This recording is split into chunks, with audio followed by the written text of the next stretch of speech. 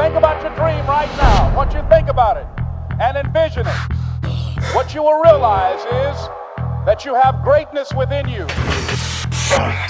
As we run toward it, as we work on it day in and day out, what you'll realize is that you're more powerful than you can ever begin to imagine.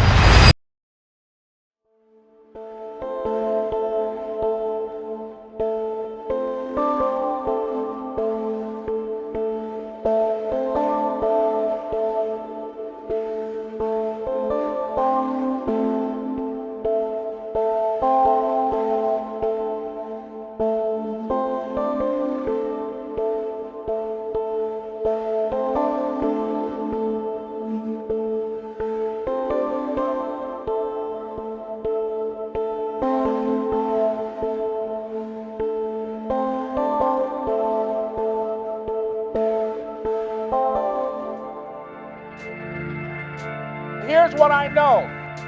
That dream that you're holding in your mind, that it's possible.